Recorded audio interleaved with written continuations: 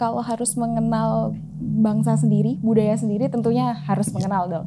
Karena level pengetahuan atau pemahaman orang asing terhadap Indonesia itu beragam ya Mas. Ada yang memang mereka tidak mengetahui sama sekali, ada yang pernah dengar Indonesia itu di mana tapi nggak ada kebayang gitu budayanya seperti apa.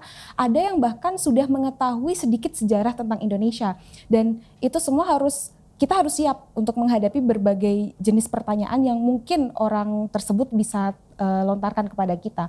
Pemahaman yang bagus tentang culture kita sendiri itu juga bisa membuat bukan citra Indonesia, memperbaiki miskonsepsi orang asing tentang apapun yang ada di negara kita sendiri, seperti itu.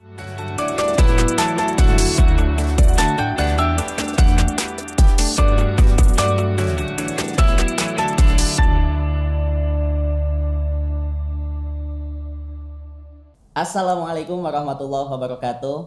Halo Sobat Ngalir semuanya, apa kabar nih? Semoga Sobat Ngalir sehat selalu dimanapun teman-teman berada.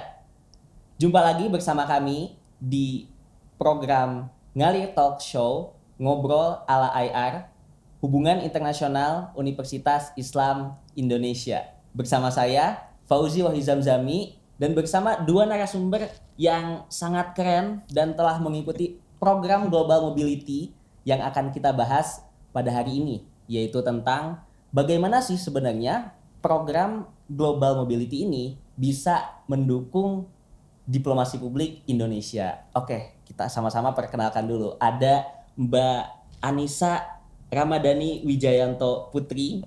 Halo Mbak Anissa, gimana kabarnya? Halo Mas, kabarnya baik, alhamdulillah. Masnya gimana? Sehat? Oke, alhamdulillah sehat Mbak Anissa. Dan ada juga yang kedua, yaitu ada Mas Alvito Nandifa Akbar. Halo Mas Alvito. Halo. Gimana kabarnya Mas? Alhamdulillah baik. Oke, bersama dua narasumber kita. Yang pertama ada Mbak Anissa yang telah mengikuti program ISMA ke Michigan State University di Amerika Serikat. Dan ada Mas Alvito yang telah mengikuti program P2A atau Passage to ASEAN ke Malaysia dan juga Thailand.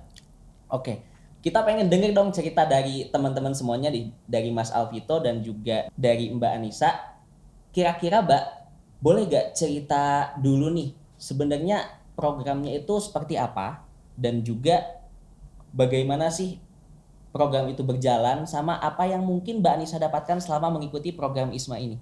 Oke, jadi kemarin program Global Mobility yang aku ikutin adalah IISMA, tepatnya di Michigan State University, Amerika Serikat. Dan IISMA itu apa? IISMA atau Indonesian International Student Mobility Awards merupakan skema beasiswa oleh pemerintah Indonesia melalui Kemendikbud dan LPDP. Dan program IISMA ini sebenarnya punya dua jalur ya, yang pertama jalur sarjana dan yang kedua vokasi, di mana mahasiswa itu bisa memiliki kesempatan untuk belajar selama 1 semester penuh di perguruan tinggi mitra yang tersebar di berbagai negara di dunia. Dan untuk program vokasi, menariknya teman-teman juga bisa memilih untuk melakukan magang di industri mitra di perguruan tinggi tersebut. Dan yang menarik kalau IISMA ya secara akademik, kami itu dibebaskan atau bahkan sangat dianjurkan untuk memilih mata kuliah yang ada di luar jurusan dari perguruan tinggi asalnya gitu. Jadi ibaratnya mahasiswa diberi kesempatan untuk mengasah kompetensi yang tidak mereka dapatkan di home university masing-masing. Dan tentunya karena 1 semester ya kita tinggal di negara orang, ada banyak sekali kegiatan non-akademik dan juga mungkin komunitas yang kami ikutin gitu sih. Jadi seru banget ketika di sana. Kalau boleh cerita dikit dulu, komunitas apa nih yang diikutin yang mungkin bisa menginspirasi Sobat Ngalir untuk ikut juga? Oke, kalau komunitas, menariknya di MSU itu ketika kita mendaftar komunitas sangat dibebaskan ya, nggak harus menjadi member tetap. Dan aku kemarin ikut kurang lebih 5 hingga 6 komunitas, tapi yang paling aktif aku ada di Bridges International, itu adalah komunitas di East Lansing, jadi bukan hanya di MSU, di mana ada mahasiswa S1, S2, S3 dan juga keluarga lokal dan internasional di East Lansing. Dan kami selalu bermain dan juga ada kegiatan-kegiatan di luar kampus dan juga gathering yang selalu diadakan mereka. Jadi itu sangat menarik dan what a good experience for me karena bisa mendapatkan teman-teman baru baik itu lokal maupun internasional di sana, dan masih juga stay contact sampai sekarang ini. Oke, menarik. Thank you Mbak Anissa. Kita ke Mas Vito dulu nih. Kalau Mas Vito kan ikut P2A ke Malaysia dan juga Thailand. Boleh dong cerita gimana pengalamannya Mas? Oke, alhamdulillah ya tahun lalu ya, tepatnya pada bulan Agustus itu saya berhasil mengikuti program P2A dan alhamdulillah saya adalah salah satu dari 3 orang dari HIIP yang bisa lolos untuk mengikuti program itu. Dan program tersebut kurang lebih diadakan selama 9 hari ya di Malaysia dan juga Thailand dengan kampus tujuan itu UUM, University Utara Malaysia, dan juga Swandusit University di Thailand, di Trang lebih tepatnya. Dan pengalaman saya mengikuti kegiatan tersebut itu dalam 1 minggu lebih itu terasa kayak apa ya, lama banget gitu. Kayak banyak sekali budaya-budaya baru yang telah saya dapatkan dari teman-teman di SDU dan juga teman-teman dari UM. Banyak pelajaran-pelajaran yang saya dapatkan ketika saya mengikuti program tersebut. Saya juga mendapatkan banyak relasi di sana, orang-orang yang baru, teman-teman baru, lingkungan yang baru, pergaulan yang baru, dan alhamdulillah juga sampai sekarang alhamdulillah tali persaudaraan kami itu masih jalan sampai sekarang. Alhamdulillah yang kemarin itu kan ada kegiatan juga dari UII yang ngundang UIM ya. Nah betul. Itu alhamdulillah kemarin mereka juga datang, tapi sayangnya saya nggak sempat mendatangi mereka karena banyak kesibukan dan lain-lain sebagainya. Dan overall experience saya di sana dipenuhi oleh pelajaran budaya-budaya di Thailand dan Malaysia yang baru banget dan ya keren sih. Oke, thank you Mas Vito. Tapi teman-teman ngomongin masalah program Global Mobility ini, itu kan pasti erat kaitannya dengan diplomasi publik nih, yang bakalan kita bahas juga di podcast kali ini. Menurut teman-teman sebelum jauh nih, teman-teman gimana sih ngedefinisiin diplomasi publik itu dan teman-teman bagaimana gitu ngelihat diplomasi publik Indonesia saat ini? Boleh dong dari Mas Vito dulu deh. Oke. Jadi kita bisa mendefinisikan public diplomacy menjadi 2 kalimat ya, yaitu yang pertama adalah diplomasi dan yang kedua adalah publik. Diplomasi itu sendiri memiliki tujuan untuk memenuhi kepentingan negara atau fulfilling the state interest ya, dan kemudian publik sendiri itu adalah masyarakat sipil di suatu negara. Jadi kita bisa definisikan bahwa public diplomacy itu adalah suatu upaya pemerintah untuk memiliki hubungan dengan negara lain, memiliki keterikatan dengan negara lain, persaudaraan dengan negara lain, dan untuk memenuhi kepentingan nasional suatu negara yang mana melibatkan peran-peran dari masyarakat sipil di suatu negara tersebut, seperti itu. Nah, contoh dari public diplomacy itu sendiri apa? Contohnya adalah student global mobility contohnya. Nah, jadi kan di situ selain mahasiswa ini mendapatkan ilmu yang baru di negara asing sana, mereka juga telah mendapatkan exposure secara global dan juga berpotensi untuk menyebarkan kebudayaan Indonesia dan dan untuk menunjukkan jati diri negara Indonesia itu sendiri seperti itu.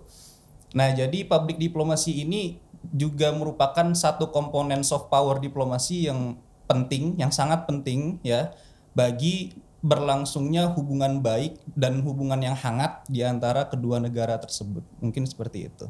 Oke, menarik nih. Kalau dari Mbak Anissa dulu coba gimana? Oke, kalau memahami diplomasi publik ya, saya melihat ada 3 aspek dalam diplomasi publik. Yang pertama bahwa diplomasi publik itu merupakan proses komunikasi dari pemerintah, berarti dalam ini pemerintah Indonesia kepada publik mancanegara, dan pola hubungannya itu merupakan government to people and people to people. Dan aspek yang kedua, komunikasi ini dilakukan melalui upaya-upaya untuk mempengaruhi dengan cara yang positif gitu. Dan yang ketiga, tujuannya untuk apa? Untuk mengubah atau mempengaruhi sudut pandang dan juga cara pandang publik mancanegara terhadap suatu negara. Dan ngomong-ngomong tentang tujuan publik diplomasi ini, saya jadi teringat ada definisi dari Christopher Ross yang menurut saya sangat relate sama topik kita, yaitu global mobility, bahwa tujuan public diplomasi merupakan 3 aspek. Yang pertama to inform, untuk menginformasikan, yang kedua to engage, untuk melibatkan, yang ketiga to influence. Dan kenapa hal ini relate dengan global mobility?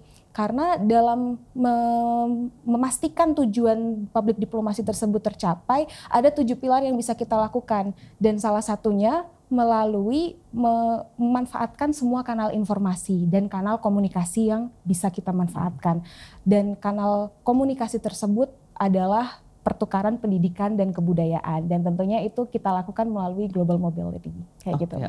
Oke. Menarik sih ya. Jadi intinya yang kita dapatkan berarti sebenarnya diplomasi publik ini upaya suatu negara untuk membangun miskonsepsi di antara masyarakat internasional gitu, yang mungkin awalnya masyarakat internasional ngira bahwa suatu negara ini kurang baik, nah dengan diplomasi publik ini menjadi baik gitu. Kalau mungkin saya boleh sedikit sharing ya, Mas dan juga Mbak, ada salah satu konsep di dalam diplomasi publik itu dari Mark Leonard. Dia tuh punya 3 dimensi. Ada news management, jadi tadi bagaimana to inform tadi itu lewat media-media tuh, sosial media atau misalkan televisi, news apapun itu. Yang kedua ada strategi communication. Kalau dari Mark Leonard itu dia bilang bagaimana sebenarnya cara menyampaikan diplomasi publik ini melalui strategi kampanye politik gitu.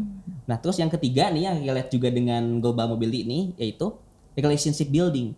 Jadi bagaimana sebenarnya suatu negara membangun hubungan dengan negara lain melalui program global mobility ini gitu. Nah tapi sebenarnya yang pengen saya tanyakan ke teman-teman ini, kira-kira seberapa efektif sih sebenarnya program global mobility yang diselenggarakan oleh pemerintah ataupun universitas untuk mendukung diplomasi publik Indonesia? Dari Mbak Anissa dulu coba. Oke, seberapa efektif global mobility dan juga mungkin peran mahasiswa di dalamnya ya. Betul. Kalau saya sendiri melihat global mobility itu merupakan saluran komunikasi diplomasi publik yang efektif. Kenapa bisa begitu? Karena sekali lagi mahasiswa di sini berperan secara aktif dalam pertukaran pendidikan dan kebudayaan, dan hal itu dilakukan oleh mahasiswa, dan mereka berperan sebagai duta Indonesia ketika sudah tiba di negara tujuannya gitu. Dan yang saya baru sadari juga ketika proses registration atau mungkin sebelum keberangkatan, duta Indonesia itu mungkin konsep atau sebuah ekspektasi yang diberikan. Kalau saya berarti ISMA, mungkin Mas Vito dari P2A, kalau kita sudah tiba di sana, sudah tiba di negara tersebut, sudah sampai di host university masing-masing, menjadi sebuah duta Indonesia itu hal yang sangat natural untuk dilakukan gitu ya. Terutama ketika kita sudah terpapar dengan budaya sana, sudah berkomunikasi dan juga menjalin hubungan dengan orang-orang lokal di sana, itu kita seolah-olah suatu hal yang sangat natural untuk menjadi duta bangsa Indonesia gitu. Jadi memperkenalkan pendidikan dan kebudayaan itu bisa dilakukan melalui proses akademik, non-akademik, hingga hal-hal sederhana dalam kehidupan masing-masing. Jadi ibaratnya kalau kita bicara konteks IISMA, tahun 2022 ada 1.155 mahasiswa yang berangkat. Jadi ini juga berarti 1.155 saluran komunikasi diplomasi publik itu terbuka melalui mahasiswa. Dan itu belum digabungkan dengan jumlah mahasiswa yang melakukan P2A, belum digabungkan dengan mahasiswa yang melakukan program global mobility lainnya. Jadi itu sangat efektif. Iya betul-betul. Kalau misalkan dilihat juga kan, saya pernah lihat tuh beberapa program dari ISMA itu yang dia membuat cultural performance gitu, baik itu lewat makanan atau lewat tari-tarian atau mungkin musik gitu, dan mungkin itu salah satu bagian juga ya untuk mendukung diplomasi publik Indonesia. Tapi kalau dari P2A gimana, Mas Vito? Oke. Sebenarnya kayaknya semuanya udah dijawab ya sama Mbak Anissa ya. Cuman saya di sini menambahkan bahwa seberapa sih efisiennya student mobility sebagai pendukung public diplomasinya Indonesia. Menurut saya student global mobility itu adalah suatu upaya dari pemerintah Indonesia untuk menambah exposure dari Indonesia itu sendiri, dan mungkin dan menurut saya itu adalah langkah yang sangat efektif ya. Karena di sini adalah mahasiswa yang menjadi pemeran utamanya, mahasiswa yang menjadi aktor utama. Betul tadi kata Mbak Anissa, saya juga setuju sama Mbak Anissa ya. Karena mahasiswa itu menjadi role model dan juga menjadi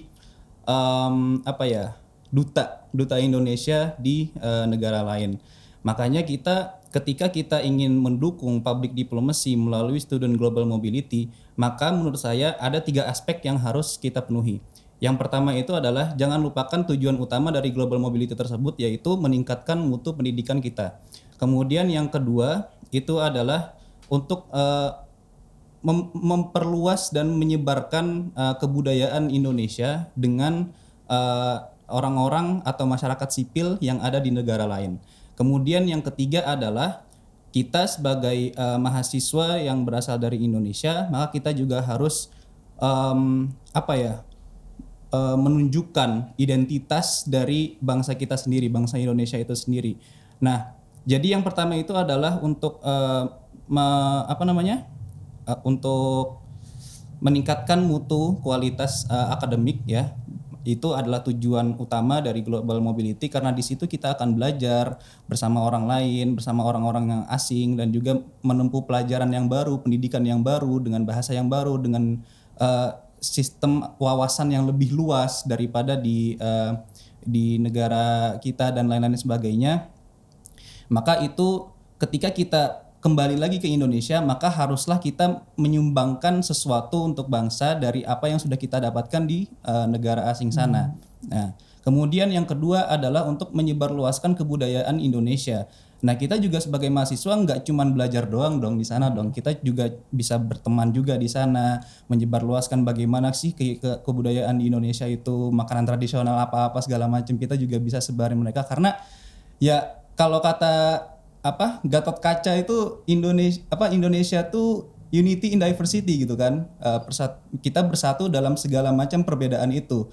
Nah, makanya sayang aja gitu kalau kita tuh udah capek-capek buat mempersatukan perbedaan yang ada di seluruh daerah, kemudian kita tuh nggak tunjukkan itu ke khalayak asing gitu ya.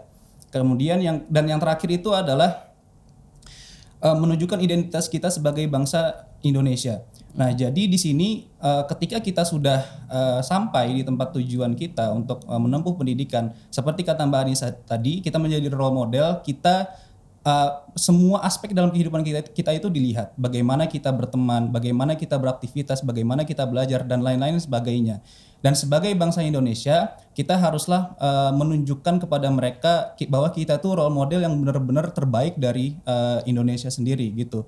Makanya dengan kata lain juga hal itu juga bisa memperbaik atau mempercantik citra Indonesia di khalayak publik, seperti itu mungkin.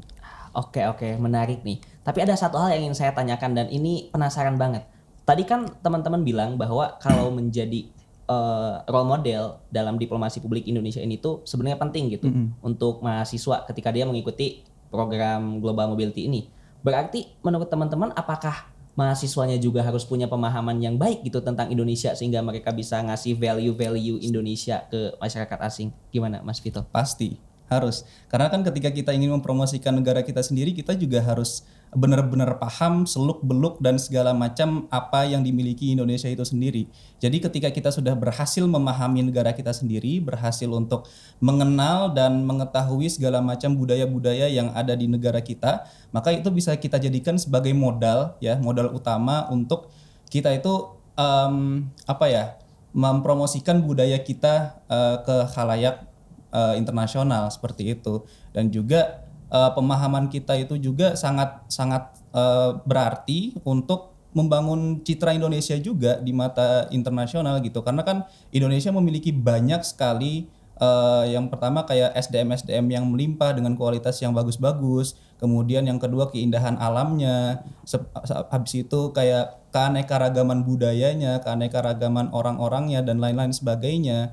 Maka ya apabila kita ingin mempromosikan itu, ya kita harus mengetahui dulu, sangat memahami dulu, baru bisa kita expose ke khalayak publik asing seperti itu. Oke.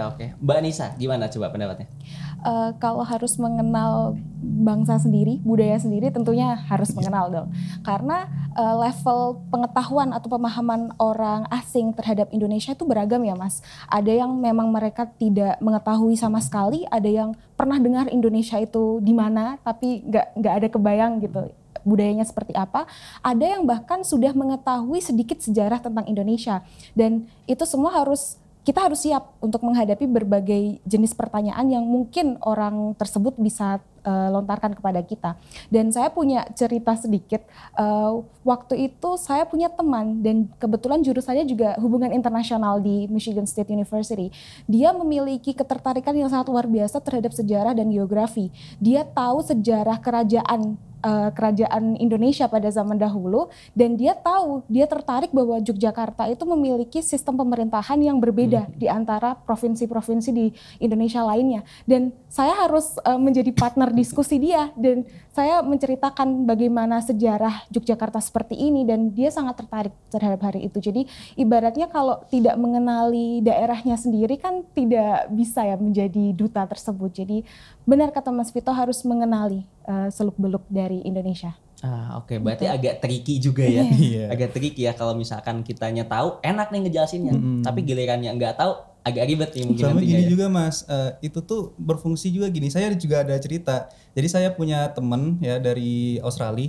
Dia itu nanya sama saya. Soalnya dia itu kayak kena stereotip dari media, bukan stereotip sih sebenarnya, itu tuh sebenarnya medianya itu fakta beritanya, cuman udah lama banget gitu. Dia nganggep bahwa dia nanyanya kayak gini sama saya, Vito, kamu hidup di Banjarmasin amankah katanya gitu. Soalnya menurut dia kan Banjarmasin itu kan dipenuhi oleh orang-orang Dayak ya, suku Dayak, dan kemudian karena ada di tahun 2001 itu ada konflik dengan salah satu etnis juga di sana. Jadi ya perang segala macem dan bunuh-bunuhan dan lain sebagainya, maka itu menyebar luas tuh ke media internasional tuh. Terus dia nanya kayak gitu sama saya, aman kok, kenapa? Kamu nggak diiniin kan, kamu nggak dipasung kan, kamu nggak diapa-apain kan? Nggak apa-apa kata saya. Kenapa kamu ngomong kayak gitu? Terus dia ceritalah segala macem. Nah habis itu ya udah saya jelasin aja kalau Dayak itu nggak kayak gitu. Ya intinya tuh pemahaman yang bagus tentang culture kita sendiri itu juga bisa membuat bukan citra Indonesia, memperbaiki miskonsepsi orang asing tentang apapun yang ada di negara kita sendiri, seperti itu. Iya, benar-benar. Sebenarnya kembali lagi kan ke tujuan diplomasi publik di awal gitu. Tapi sebenarnya teman-teman kalau ngomongin masalah tujuan ya, sebenarnya kalau teman-teman lihat sendiri, apa sih yang dicari oleh pemerintah Indonesia gitu dengan mengadakan program Global Mobility ini? Apapun itu ya, baik itu mau ISMA atau P2A atau mungkin sekarang ada PPAN namanya, Pertukaran Pemuda Antar Negara, atau apapun itu. Sebenarnya apa sih tujuannya gitu? Apa untuk meningkatkan citra? Apa untuk mungkin menjalin hubungan dengan negara lain? Atau apa kira-kira yang teman-teman pahami dari Mbak Anissa dulu deh?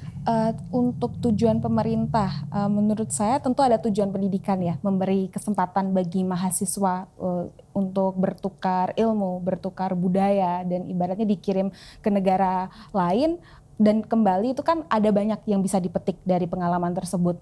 Namun jika seorang mahasiswa atau berbagai mahasiswa itu memiliki achievement secara positif atau program tersebut memiliki apresiasi atau mendapatkan rekognisi yang sangat baik dari pemerintah negara mitra tersebut, itu kan berarti meningkatkan reputasi, dan reputasi Indonesia itu menjadi lebih baik. Dan ketika reputasi ini meningkat, itu kan membuka kesempatan bagi Indonesia untuk menjalin hubungan yang lebih lanjut untuk mendapatkan mitra tambahan di kemudian hari. Kalau berkaca dari ISMA, dari tahun ke tahun trennya itu semakin banyak mitra perguruan tinggi dari 2001, 2021, 2022 dan saat ini 2023 itu banyak yang bertambah.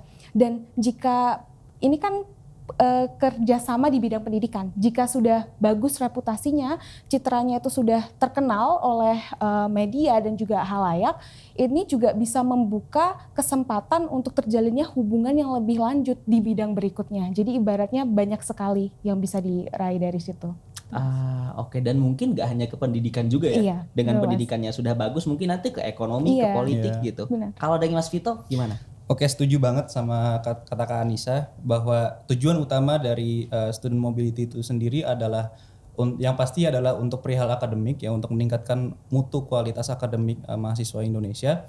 Maka diharapkan ketika mahasiswa Indonesia itu berhasil tergabung atau menjadi bagian di dalam student global mobility, maka diharapkan dia itu mempunyai kualitas yang berbeda dari yang lain, dan diharapkan bahwa dia itu setelah mengikuti program tersebut dapat memberikan sumbangsih yang lebih terhadap mungkin kampus atau mungkin lingkungan dia atau mungkin negara sekalipun daripada teman-teman yang lainnya yang tidak menjadi bagian dari program tersebut. Namun selain tujuan akademik juga Indonesia sebenarnya melaksanakan itu sebagai salah satu bentuk public diplomasi ya, yang mana tujuan utamanya itu juga adalah untuk menjalin hubungan kerjasama dengan negara lain. Saya setuju juga dengan Mbak Anissa. Namun semua itu kembali lagi kepada bagaimana mahasiswa dari program tersebut dapat mengeksekusinya itu sendiri. Nah, saya akan kembali lagi kepada 3 poin saya yang awal tadi, yaitu meningkatkan mutu kualitas mahasiswa Indonesia. Kemudian yang kedua adalah menyebarkan kebudayaan Indonesia. Nah, jadi kan salah satu tujuan utama dari public diplomasi itu sendiri kan adalah untuk mengenalkan budaya kita dan untuk melestarikan budaya kita kepada khalayak publik asing. Agar apa? Supaya kita itu mendapatkan exposure dari kancah dunia internasional, dan kemudian kita itu bisa bisa dilihat seperti negara yang aman dan lain-lain sebagainya. Pokoknya yang stigmanya positif semua lah, seperti itu. Jadi selain kita harus menempuh pendidikan juga, kita juga harus tidak lupa untuk menyebarkan budaya kita juga. Saya tadi sudah bilang bahwa negara kita mempunyai 1000 lebih dari agama budaya-budaya yang ada di kita ini, dan itu sayang aja gitu kalau nggak disebarkan gitu. Dan kemudian yang terakhir adalah menunjukkan jati diri kita sebagai bangsa Indonesia. Sikap kita sebagai bangsa Indonesia itu akan mereka lihat bagaimana, dan itu akan menentukan bahwa bagaimana citra Indonesia di mata mereka. Dan ketika citra Indonesia di mata mereka itu bagus, maka itu akan berdampak baik juga untuk sektor pariwisata Indonesia juga. Karena kita akan berhasil untuk mengajak mereka, ayo datang ke Indonesia sini. Kita tunjukkan berbagai macam tempat keindahan alam yang ada di Indonesia. Kita tunjukkan bagaimana kebudayaan yang ada di Indonesia dan lain-lain sebagainya. Maka itu juga bisa memunculkan benefit bagi sektor pariwisata Indonesia sendiri. Mungkin seperti itu. Benar setuju. Bahkan kan mungkin di program kalian juga itu ada presentasi negara kalian sendiri kan ya, negara kita sendiri gitu. Dan itu salah satu cara juga kan buat nge-guide mahasiswa asing buat datang nih ke negara kita. Dan ketika mereka datang, kita nyambut biasanya. Nah, itu kan bagian dari diplomasi publik juga tuh. Tapi by the way, ini terakhir pengen tahu dong pesan kalian gitu. Pesan teman-teman itu untuk program Global Mobility ke depannya itu pengennya tuh kayak gimana gitu. Misalkan P2A itu berharapnya pengennya tuh ada kayak gininya, atau misalkan ISMA tuh harus seperti ini biar diplomasi publiknya tuh lebih wow lagi gitu untuk Indonesianya. Boleh dong dari Mas Vito dulu. Kalau dari saya ya, untuk P2A kemarin itu jujur kami tidak terlalu banyak menunjukkan budaya Indonesia ya, karena di sana itu memang yang dikhususkan atau kayak pertunjukan-pertunjukan kayak menari dan lain sebagainya itu diharuskan untuk menunjukkan adat dari Malaysia itu sendiri. Jadi seperti itu. Mungkin untuk P2A ke depan nantinya, jadi kan itu kan Pak salah satu public diplomasi juga ya. Jadi salah satu syarat public diplomasi agar bisa berhasil itu adalah two way communication juga. Nah, jadi saya harapkan untuk P2A selanjutnya nanti kita juga harus banyak memberikan pertunjukan-pertunjukan dan apapun yang khas ya dari Indonesia, agar lebih diketahui oleh orang-orang yang ada di tempat tujuan P2A nantinya, seperti itu. Dan tapi overall keren sih P2A kemarin sih, nggak ada kekurangan apa-apa, cuman itu aja sih. Jarang gitu kita nunjukin kayak oh ini tari saman, ini tari apa dan segala macem gitu. Biasanya yang kemarin itu pertunjukan itu yang dari Indo ya. Itu tuh dia cosplay jadi biri-biri di Upin Ipin gitu. Lucu tapi keren. Suka tapi ya gitu, nggak terlalu ada yang mau nunjukin buat ini loh budaya kami gitu. Mungkin gitu sih. Oke, thank you Mas Vito. Kalau dari Mbak Anissa gimana? Kalau dari saya dan IISMA ya mungkin, kebetulan kemarin itu IISMA memiliki guidelines yang sangat rinci yang diberikan kepada para awardees mengenai program pengenalan kebudayaan Indonesia seperti apa yang bisa diterapkan di host university masing-masing. Dan kalau kemarin sama teman-teman saya di MSU, kami membuat program yang bisa di tahap menginfluence teman-teman di sana. Jadi setelah program itu berakhir, kami membuat exhibition. Ada banyak sekali souvenir dari Indonesia dan juga kain-kain, makanan, dan juga memperkenalkan bahasa Indonesia melalui budaya-budaya populer. Dan setelah itu banyak sekali teman-teman yang memakai batik di sehari-hari. Teman-teman asing memakai batik, kemudian ada yang menyapa dengan bahasa Indonesia. Jadi overall untuk pengenalan kebudayaannya saya rasa IISMA sudah bagus gitu. Jadi harapan saya mungkin lebih ke membuka lebih banyak kerjasama dengan mitra. Jadi ibaratnya lebih banyak kanal komunikasi diplomasi publik yang bisa terbuka gitu. Karena tahun lalu itu 1155 awardees, kalau bisa tahun ini ditambah dan juga tahun berikutnya ditambah supaya lebih banyak kanal yang terbuka. Oke, thank you Mbak Anissa dan juga buat Mas Vito, menarik banget atas cerita-cerita kalian tentang ISMA dan juga P2A dalam rangka mendukung diplomasi publik Indonesia, dan juga semoga menjadi bahan pembelajaran bagi sobat ngalir semuanya. Terima kasih banyak sekali lagi Mas Vito dan juga Mbak Anissa. Masih banyak yang ingin diobrolin, cuman waktunya udah dikit. Oke, jadi kita akan tutup aja sesi kali ini. Thank you banget buat teman-teman semuanya, untuk sobat ngalir semuanya yang telah nonton video kali ini. Semoga bermanfaat apa yang disampaikan oleh Mbak Anissa dan juga Mas Vito. Dan buat teman-teman semuanya, jangan lupa untuk like, comment, share, dan juga subscribe biar program studi hubungan internasional makin semangat untuk bikin konten-konten ngalir ke depannya. Sekian dari kami, terima kasih banyak. Kurang lebihnya mohon maaf. Wassalamualaikum warahmatullahi wabarakatuh.